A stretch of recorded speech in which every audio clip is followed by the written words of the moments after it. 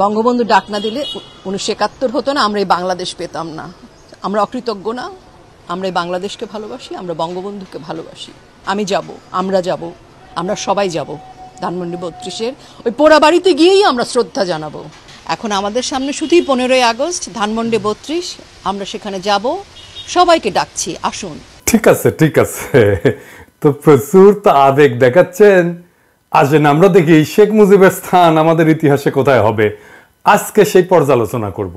1971 সালে আমাদের দ্বিতীয় স্বাধীনতার আগে, মানে 1971 দ্বিতীয়, 47 আমাদের প্রথম স্বাধীনতা, 71 দ্বিতীয়, আর 24 তৃতীয় স্বাধীনতা। এবং 1971-এর এই দ্বিতীয় স্বাধীনতার আগে এবং পরে শেখ মুজিবের রাজনৈতিক জীবন পর্যালোচনা করলে আমরা একটা ইন্টারেস্টিং বৈপরীত্য দেখতে পাই। পাকিস্তান আমলে তিনি ধীরে ধীরে হয়ে ওঠেন গণতান্ত্রিক আন্দোলনের নেতা। দাবি করা হয় যে তিনি গণতান্ত্রিক আন্দোলন করে বাঙালি জাতিসত্তার মর্মবাণী অনুধাবন করতে সহায়তা করছেন। এটা ঠিক যে তিনি 6 দফার আন্দোলন করছিলেন। তার প্রথম দফাতেই ছিল একটা গণতান্ত্রিক শাসন পদ্ধতির প্রবর্তন দাবি করা। সেই দফায় বলা হয়েছিল লাহোর প্রস্তাবের ভিত্তিতে সংবিধান রচনা করে পাকিস্তানকে একটি ফেডারেশনে পরিণত করতে হবে, যেখানে সংসদীয় পদ্ধতির সরকার থাকবে এবং প্রাপ্তবয়স্ক নাগরিকদের ভোটে নির্বাচিত আইন পরিষদ সার্বভৌম হবে। সুতরাং দেখা যাচ্ছে শেখ মুজিব প্রথম স্বাধীনতা যুদ্ধের আগে সংসদীয় পদ্ধতির পক্ষে ওকালিত করছিলেন এবং জাতির কাছে নিজেকে উপস্থাপিত করছিলেন গণতান্ত্রিক সংগ্রামের নেতা হিসাবে। 71-এর স্বাধীনতার পরে বাংলাদেশবাসী কি লক্ষ্য করলো? বিপন্ন বিস্ময়ে দেখলো গণতন্ত্রের ধ্বজাধারী মুজিব কি দ্রুততার সাথে সংসদীয় পদ্ধতিকে ছুঁড়ে ফেলা ফ্যাসিবাদী একনায়কতন্ত্র কায়েম করলো। সেই সময়ের বিরোধী রাজনৈতিক দলগুলোর সংখ্যা এবং শক্তি ছিল খুবই সীমিত এবং নগণ্য। সেই অল্প সংখ্যক সীমিত কণ্ঠ তার সহ্য হয়নি। সকল রাজনৈতিক দলের বিলুপ্ত ঘটায় স্বৈর শাসক মুজিব অতি দ্রুতই প্রতিষ্ঠা করলেন কুখ্যাত বাকশাল। সংসদে বাকশাল অনুমোদনের মাত্র 15 মিনিটের মধ্যে নিয়ম বহির্ভূতভাবে প্রেসিডেন্ট পদে শপথ নিয়ে তিনি বনে গেলেন দেশের সকল ক্ষমতার একছত্র অধিকারী। তাকে অপসারণের কোনো ধারা রাখা হলো না। তার কীর্তিকলাপ এতটাই ভয়ঙ্কর ছিল যে তখন তাকে তাজউদ্দিন আহমেদ হিসার করে দিয়ে বলছিলেন যে আপনাকে শান্তিপূর্ণ পথে অপসারণ করার পথ আপনি বন্ধ করে দিলেন। সেই সময়কার বাকশালের স্লোগান ছিল এক নেতা এক দেশ, বঙ্গবন্ধুর বাংলাদেশ। শেখ মুনি আরো এক ধাপ আগায় যেয়ে বলতেন জনতার শাসন নয়, মুজিবের শাসন চাই। অন্য সকল ফ্যাসিবাদী রাষ্ট্র এবং সরকারের মতো মুজিবের বাংলাদেশে হয়ে গেল এক দলের অধীনস্থ এক ব্যক্তির শাসন। একটা রাষ্ট্রের 3টা শাখা বা অংশ থাকে: নির্বাহী বিভাগ অর্থাৎ প্রশাসন, আইন বিভাগ অর্থাৎ সংসদ এবং বিচার বিভাগ অর্থাৎ আদালত। মুজিবের হাতে কুক্ষিগত হলো এই সবগুলি বিভাগ। তিনি নিজেই পরিণত হলেন রাষ্ট্রে। ঠিক একইভাবে হাসিনা পরিণত হয়েছিল অতি রাষ্ট্রে। এইভাবেই স্বাধীনতা যুদ্ধ পূর্বকালের গণতান্ত্রিক অধিকার আদায়ের সংগ্রামের নেতা মাত্র 4 বছরের কম সময়ের মধ্যে বাংলাদেশে ফ্যাসিবাদী একনায়কতন্ত্রের আইকন হয়ে উঠলেন। ফ্যাসিবাদের এমন একটা আইকন স্বদেশের গণতন্ত্র, মানবাধিকার, এমনকি স্বাধীনতা, সার্বভৌমত্ব, আঞ্চলিক অখণ্ডতার প্রতি কত বড় হুমকি সেটা তৎকালীন সমাজের সকলেই অনুধাবন করছিলেন। সেই কারণেই ফ্যাসিস্ট শেখ মুজিবের নিষ্ঠুর, আকস্মিক, রক্তাক্ত এবং মর্মান্তিক মৃত্যুতে দেশবাসী চমকিত হইলেও হাঁপ ছেড়ে বাঁচছিল এবং খুশিতে আনন্দে ফেটে পড়ছিল। এলিরে সাহেব এখন সেই পার্টি সং বাজান, যেই পার্টি সং আমাদের বাজানো উচিত ছিল 1975-এর 15ই আগস্টের পরে। সেই একদল বীর সেনানী, সেনাপতি এবং সৈনিকদের উদ্দেশ্যে যারা রাজতান্ত্রিক সমাজতন্ত্রের অন্ধগলিতে ঢুকে পড়া দিশেহারা বাংলাদেশকে তখন মুক্তবাজার অর্থনীতি এবং গণতান্ত্রিক বিকাশের মুক্ত স্বাধীন পদে পুনঃস্থাপন করেছিল। এদের সকলেই ছিলেন 71-এর স্বাধীনতা সংগ্রামে অংশগ্রহণকারী বীর মুক্তিযোদ্ধা। আমরা তাদের অবদান এবং আত্মত্যাগের কথা ভুলে গেছি। ওই সকল বীরকে সঠিকভাবে মূল্যায়ন, স্মরণ, শ্রদ্ধা করতে ব্যর্থ হয়েছি বলেই এই প্রিয় স্বদেশ এখনো দুর্গতি থেকে বের হয়ে আসতে পারেনি। 15ই আগস্ট ছিল একটা বিপ্লব, যে বিপ্লবের ওনারশিপ কেউ নিল না, কিন্তু জনতা সেই বিপ্লবের নায়কদেরকে অভিষিক্ত করছিল রাজপথে উচ্ছ্বাস করে, উল্লাস করে। বাংলাদেশের ইতিহাসের নায়করা হলো উপেক্ষিত, আর সেটাই হয়ে উঠল বিপ্লবকে সংহত না হতে দেওয়ার প্রথম ধাপ। বিপ্লব হয়ে গেল বেহাত। সে বিষয়টা আজকে আর আলাপ না করি, কিন্তু আমি অগাস্ট বিপ্লবের সমস্ত সেনানায়কদেরকে, সমস্ত সৈনিকদেরকে আমার বিপ্লবী সালাম জানাই। আজ আবার একটু হিসাব মিলায় দেখা যাক। স্বাধীন বাংলাদেশের প্রথম শাসক শেখ মুজিব কি কি মহা অপকর্ম করছিল। স্বাধীন দেশে সরকারিভাবে বিচার বহির্ভূত প্রথম হত্যাকাণ্ডটি ঘটে শেখ মুজিবের নির্দেশে। বিপ্লবী বামপন্থী নেতা সিরাজ শিকদারকে খুন করেই তিনি ক্ষান্ত হন নাই। জাতীয় সংসদে দাঁড়িয়ে দম্ভভরে চিৎকার করে ঘোষণা করছিলেন, কোথায় সেই সিরাজ শিকদার? তখনই দেখা গেছে শেখ মুজিবুর রহমান নিজেকে মানুষের বাঁচা মরার নিয়ন্তা ভাবতে শুরু করছিলেন।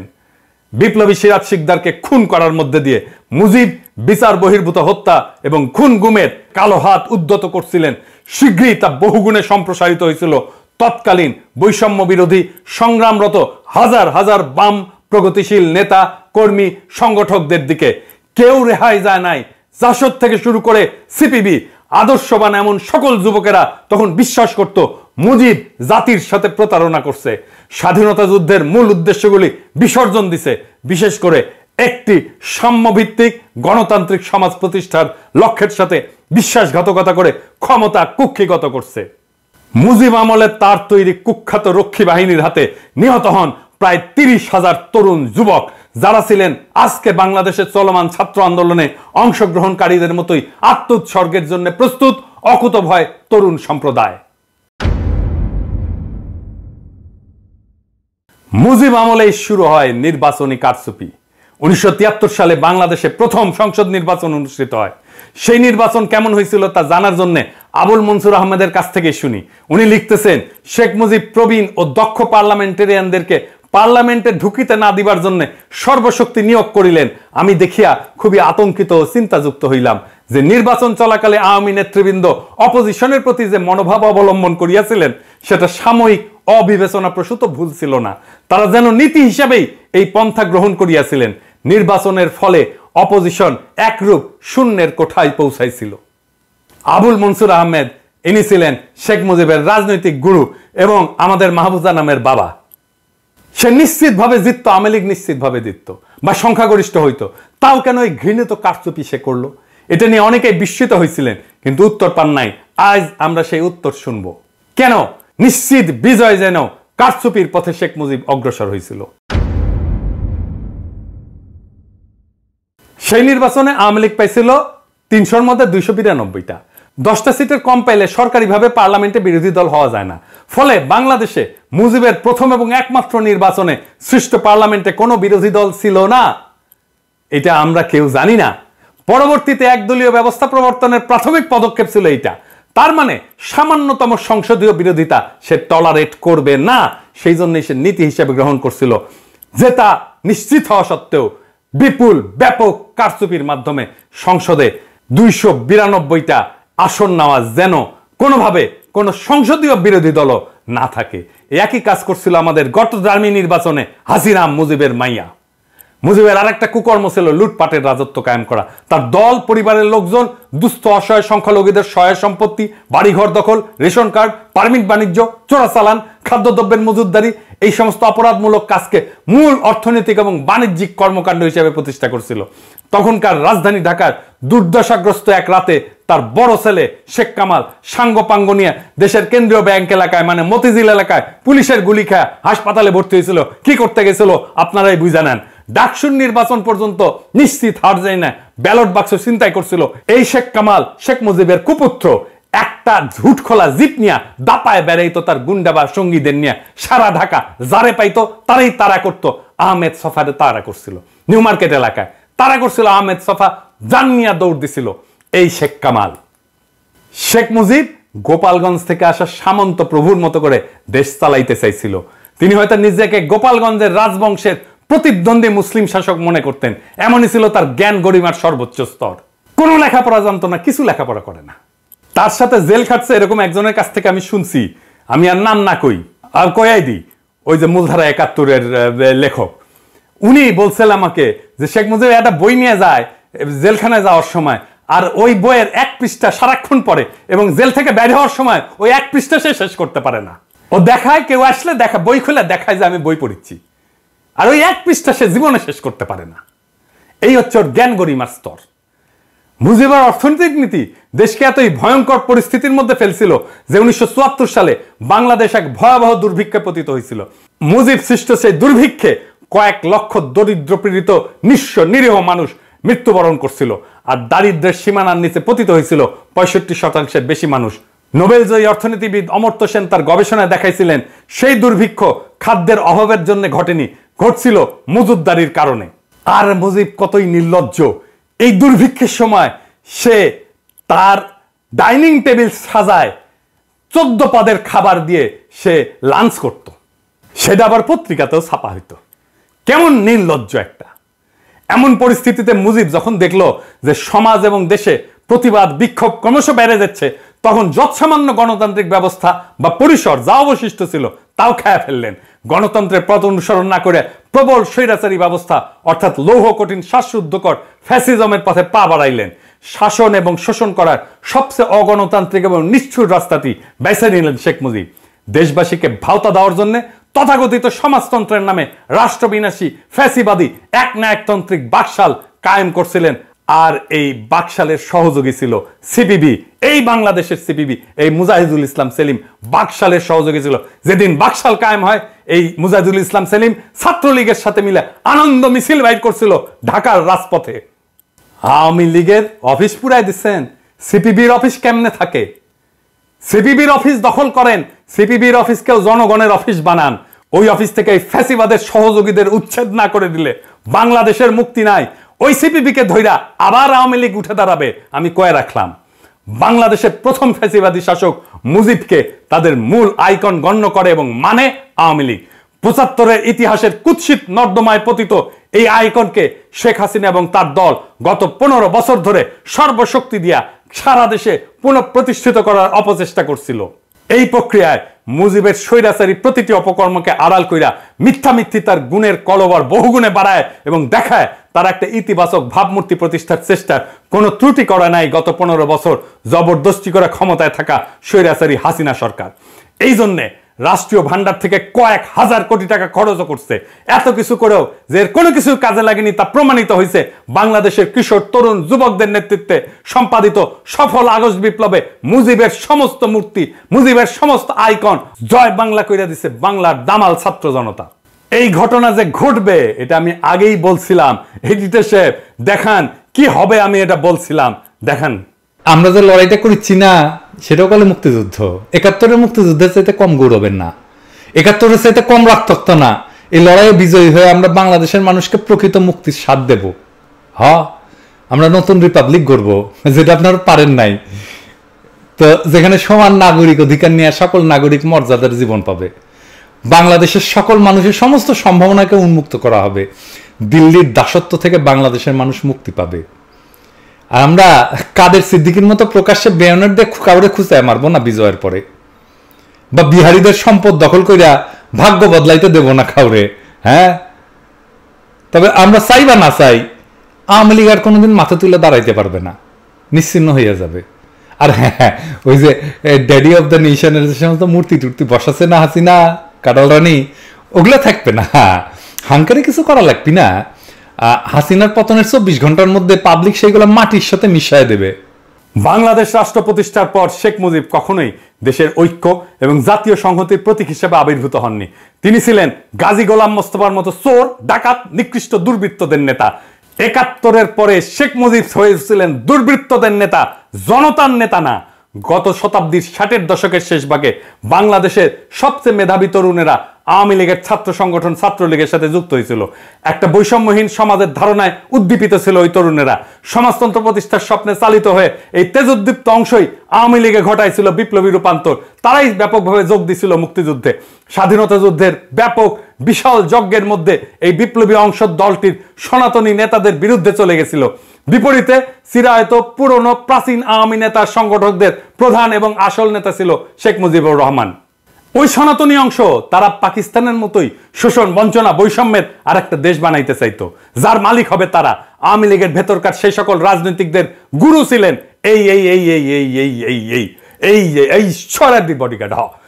69-এর গণ অভ্যুত্থান, 70-এর সাধারণ নির্বাচন এবং 71-এর মুক্তিযুদ্ধের মধ্যে দিয়া যে আত্মত্যাগী বিপ্লবী অংশ আওয়ামী লীগকে রাষ্ট্র ক্ষমতা উপহার দিয়েছিল, মুজিব সরকারের দায়িত্ব হাতে পেয়ে তাদেরকেই সবচেয়ে বেশি অবজ্ঞা করছেন, ঠেলে দিচ্ছেন দূরে, বহু দূরে, নীতি নির্ধারণের সীমানার বাইরে।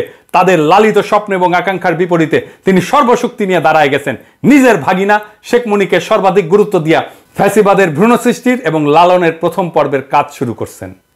শেখ মুজিব তার দলের পরীক্ষিত এবং সবচেয়ে সম্ভাবনাময় ৮০% তরুণ এবং যুবককে ঠেলে দিছিলেন বিরুদ্ধ পক্ষে। পর্যায়ক্রমে সেখান থেকে তার বিরুদ্ধে সংগ্রামরতদের সবচেয়ে বড় সংগঠন জাসদ জন্ম নেয়। মুজিব কখনোই দেশের ঐক্য এবং সংহতির প্রতীক বা ইউনিফাইং ফিগার ছিলেন না। সে ছিল সদ্য স্বাধীন দেশে চূড়ান্ত বিভেদ সৃষ্টিকারী ইন্ডিয়া অনুরাগী এক দেশদ্রোহী শাসক। সে ছিল অত্যাচারী, লুটেরা এবং কুখ্যাত এক মহারাজ, ইতিহাসের নিকৃষ্টতম খলনায়ক।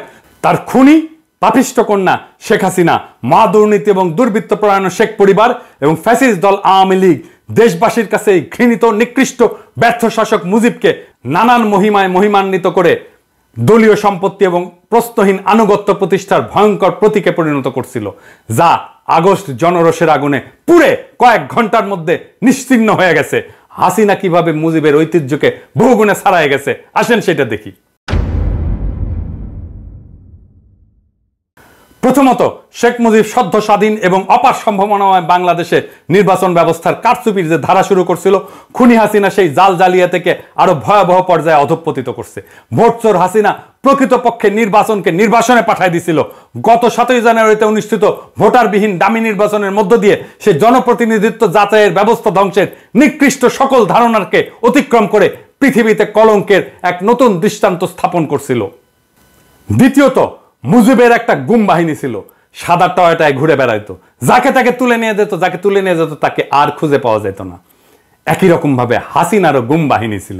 খুনি হাসিনা বিচার বহির্ভূত হত্যাকাণ্ডে এত ব্যাপকভাবে বৃদ্ধি করে যে এক পর্যায়ে আমেরিকা র্যাবের উপরে নিষেধাজ্ঞা জারি করতে বাধ্য হয়। এটাই ছিল দস্যুরানী হাসিনার বিশাল উন্নয়ন ঘটানোর সহস্র গল্পের পিছনে লুকায় থাকা তার আসল কাহিনী। তার আমলে হাজার হাজার লোক মারা গেছে, অজস্র মানুষের জীবন প্রদীপ নিভে গেছে, অসংখ্য মানুষ পঙ্গু হয়েছে, দৃষ্টিশক্তি হারাইছে, দেশান্তরী হয়েছে। পুলিশ, আনসার, র্যাব, বিজিবি এবং আওয়ামী লীগ ও তার বিভিন্ন অঙ্গ সংগঠন এবং ভয়ঙ্কর ছাত্রলীগের সন্ত্রাসী হামলায় প্রাণ হারাইছেন বহু নারী পুরুষ। স্বদেশের শত শত নাগরিককে গুম করা হয়, তাদের উপরে চালানো হয়েছে অমানবিক নির্যাতন।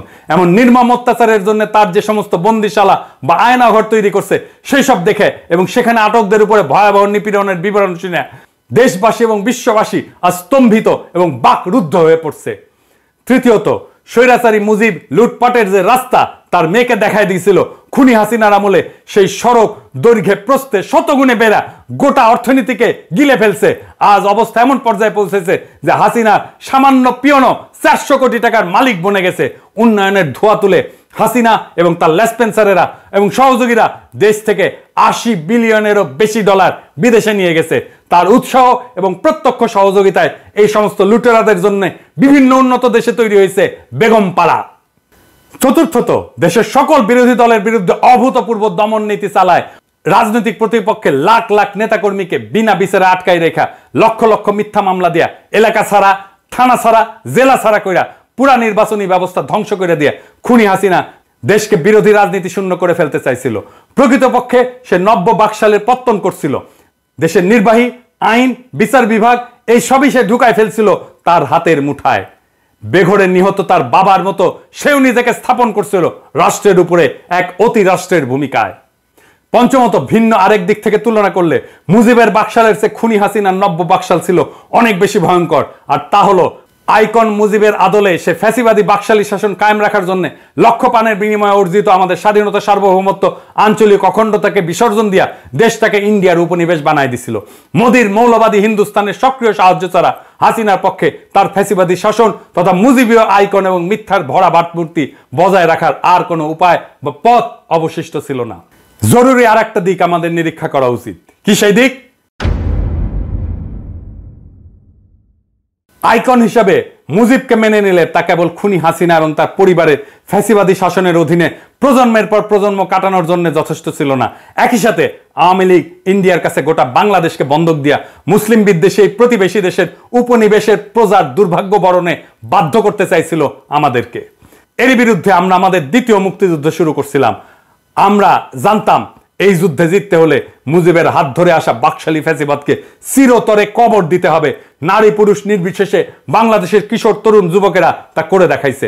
আমরা জানতাম জিততে হলে অর্থাৎ বিজয়ের রঙিন পতাকা ছিনা আনতে হলে ইন্ডিয়ার আধিপত্যবাদের কালো হাতকে চিরতরে ভেঙে দিতে হবে। বাংলাদেশের বীর জনতা হেলিকপ্টার, গানশিপ, আর্মার্ড ভেহিকল, গুলি, স্নাইপার, টিয়ার গ্যাস, লাঠির মুখোমুখি দাঁড়ায়, শত শত প্রাণ বিসর্জন দিয়ে হাজার হাজার চোখ হারিয়ে অঙ্গহানি ঘটায় মহাগৌরবের সাথে দেশের জন্য পবিত্র সেই কর্তব্য এবং দায় সম্পন্ন করছে। আমরা এক নদী রক্ত পালায় আবার আমরা স্বাধীনতার সূর্যকে ছিনায় আনছি। এই মহান যুদ্ধে বিজয়ী হওয়ার সাথে সাথেই বাস্তবেই মুজিবের ফ্যাসিবাদী আইকন ভেঙে চুরে টুকরা টুকরা হয়ে গেছে। ইনশাল্লাহ নিশ্চয়ই আর কোনোদিন এই মহাদানব বাংলার পবিত্র মাটিতে ফিরে আসতে পারবে না। সুতরাং আজকে পরাজিত শক্তির যেসব এজেন্টেরা 15ই আগস্টকে জাতীয় শোক দিবস হিসেবে পালন করার ধৃষ্টতা দেখায়, প্রস্তাব করে, তাদেরকে স্পষ্ট ভাষায় বলে দিতে চাই, গণতন্ত্র হত্যাকারী মুজিবী আইকনের স্থান নব্য স্বাধীন দেশে আর কখনোই হবে না। এই ধরনের অপচেষ্টা আপনারা বন্ধ করেন। এই মোহ চিরদিনের জন্য ত্যাগ করেন।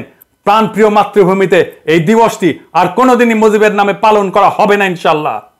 এখন থেকে প্রত্যেক বছর 15ই আগস্ট এই দিনটি আমরা গণতন্ত্র পুনরুদ্ধার দিবস হিসেবে বিপুল উৎসাহের সাথে আনন্দ উল্লাস এবং উৎসবের সাথে পালন করব।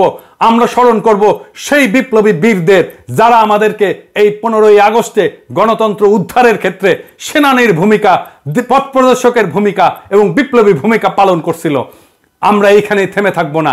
আমাদের বিপ্লবের একটা প্রধান অঙ্গীকার হলো ফ্যাসিবাদকে চিরতরে বিদায় করা। আমরা সেই পবিত্র অঙ্গীকার অবশ্যই বাস্তবায়ন করব। যারা ফ্যাসিবাদকে ফিরে আনতে চায়, একে পুনর্বাসন করতে চায়, তাদেরকে হুঁশিয়ার করে বলতেছি, এখানে থামেন। এই প্রসঙ্গে ব্রিগেডিয়ার সাখাওয়াত হোসেন আপনারে বলতেছি, যথেষ্ট বলছি, আপনি থামতেছেন না।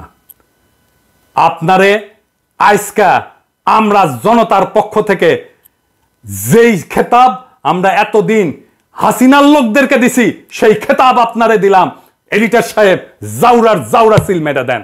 আর একবার মারেন, 3 বার মারেন, শুয়ারের বাচ্চা, তোর পাছার মধ্যে সিল মেরে দেবো আমি। হারামজাদা, তুই খুনিদেরকে সংগঠিত হতে বলার কে? কোন এখতিয়ারে, কোন জোরে তাদের পুনর্বাসিত করতে চাস? তুই কার স্বার্থে, কোন পক্ষে কথা বলতেছিস? শুয়ারের বাচ্চা, তোর স্বরাষ্ট্র মন্ত্রণালয় তোর পাছা দিয়ে গুটি ঢুকাই দিব। হারামজাদা, বান্দির পুত, মাদারচোদ। খুনি হাসিনা গত 15 বছর ধরে ইন্ডিয়া প্রয়োজন এবং হীন স্বার্থে বাংলাদেশের সশস্ত্র সেনাবাহিনীর বিভিন্ন স্তরে যে অশুভ পরিবর্তন ঘটাইছে, অফিসার স্তরে যে পরিমাণে দুর্নীতিগ্রস্ত দালাল অসৎ মাল ঢুকাইছে, তাদের ব্যাপারে দেশবাসী সতর্ক, সজাগ এবং সচেতন আছে। ইন্ডিয়ার অনুমোদন নিয়ে বসানো সেনাপতিরা এই মাদারচোদ সাখাওয়াত তোরে এই অন্তর্বর্তীকালীন সরকারের মধ্যে ঢুকাইছে। আমরা জানি তুই কিভাবে ঢুকছিস। তোরে আজ শুনতে হবে সেই রাজপথ মহাসড়কের কথা, যেখানে জনতার মিছিল এসা দুঃশাসনের তক্তে তাওস পুরাই দিছে, ওদের ঘৃণিত অপশাসনকে কবর দিছে। জনতার যেই মহাশক্তি, তাদের যদি চিনতে না পারিস, তোরে আমরা চিনাই দেব টাইম মতো, ঘাড় ধইরা ওই সচিবালয় থেকে বের করে দেব পাছায় লাথি দিয়া। প্রিয় দেশবাসী, প্রতি বিপ্লবের কথা বলতেছে। বিপ্লব করছি, প্রতি বিপ্লব ঠেকানোর ক্ষমতা, সামর্থ্য, হিম্মত আমাদের আছে। প্রতি বিপ্লবীরা সামনে আসুক, দেখায় দেব কিভাবে বিপ্লব রক্ষা করতে হয়। আমরা শহীদদের কাছ থেকে শিখছি কিভাবে জীবন দিতে হয়। আমরা শহীদদের কাছ থেকে শিখছি কিভাবে বুক চিতায় দাঁড়াইতে হয়। আমরা শহীদদের কাছ থেকে শিখছি কিভাবে বিজয়কে সংহত করতে হয়। আমরা কইরা দেখাবো আসিস কার কত ক্ষমতা আছে। প্রতি বিপ্লব ঘটাইতে আসিস, আমরা আমাদের সরকারকে রক্ষা করব, আমরা আমাদের বিপ্লবকে রক্ষা করব। কিন্তু বিপ্লবের মধ্যে ঢুকে পড়া এই সমস্ত সাখাওয়াতের মাদারচোদগুলোরে আমরা পাছায় লাথি দিয়া বের করে দেব। এটাও আমরা কয়ে রাখলাম। আমাদের মনে রাখা দরকার, ফ্যাসিজম উত্তরকালে পশ্চিমা বিশ্বে, বিশেষ করে জার্মানি, ইতালিতে যে সমস্ত আইকন, কালচার, কনসেপ্ট, এমনকি ভাষা ব্যবহার করে ফ্যাসিজম উৎপাদন, প্রতিষ্ঠা, এর ইকোসিস্টেম তৈরি এবং স্থাপন করা হয়েছিল, তার সবকিছুই ঝাড়ে বংশে ঝেঁটায় বিদায় দেওয়া হয়েছিল। সেই সব প্রতীক, ভাবমূর্তি, ছাপ, ছবি এবং চিহ্ন ব্যবহারকে ফ্যাসিজমের আবার আগমন হিসেবে গণ্য করা হয়। ফ্যাসিস্ট আওয়ামী লীগ এবং এর স্পিরিচুয়াল ফাউন্টেন হেড মুজিবের কল্লাকে বাংলাদেশে আর কখনো জায়গা দেওয়া হবে না। মহান সৃষ্টিকর্তা নিশ্চয়ই বাংলাদেশের মানুষের মধ্যে সেই তৌফিক দান করবেন, যেখানে মুজিবের নাম আছে, নিশানা আছে, গুড়ায় দেবেন বিপুল বিক্রমে।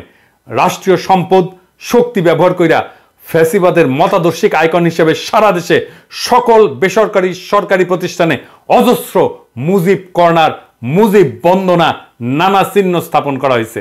সেই রীতি এবং সংস্কৃতি আর চলতে পারবে না। আমরা আর রাষ্ট্রীয়ভাবে ফ্যাসিবাদ উদযাপনের ধারাবাহিকতা বজায় রাখতে পারি না। এটা শুধু বিশ্বাসঘাতকতাই না, এটা আমাদের জাতির মনন এবং মগজকে বিষাক্ত করে রাখার নামান্তর।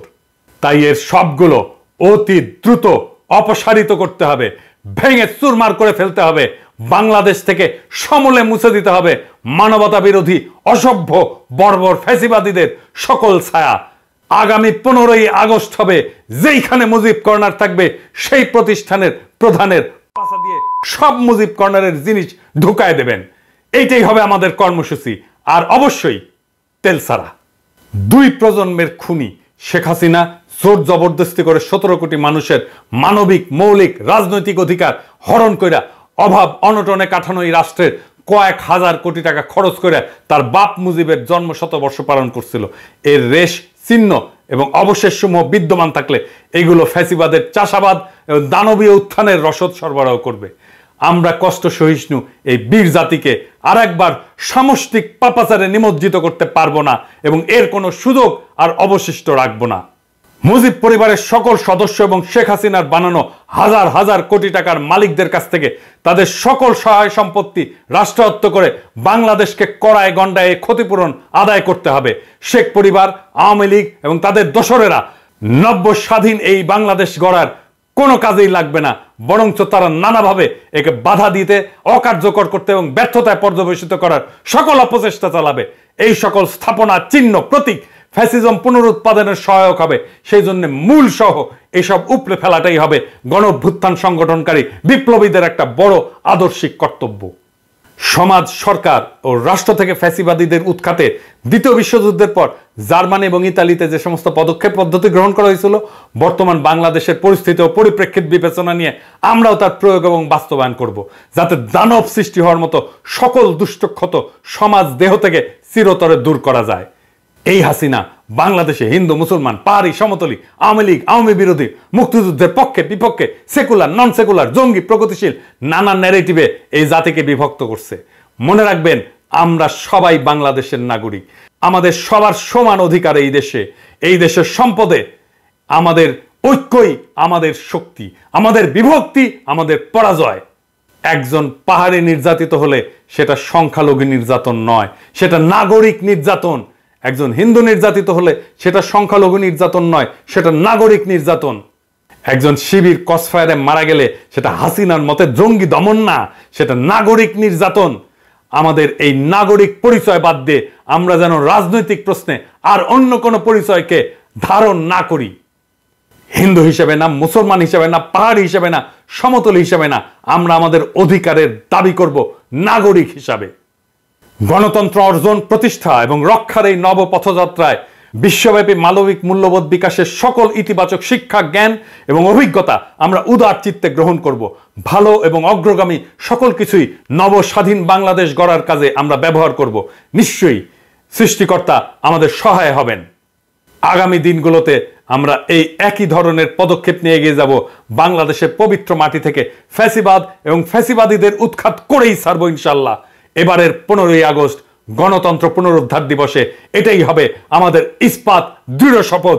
ইনকিলাব জিন্দাবাদ, গণতন্ত্র পুনরুদ্ধার দিবস জিন্দাবাদ, আগস্ট বিপ্লবের বিপ্লবীরা জিন্দাবাদ।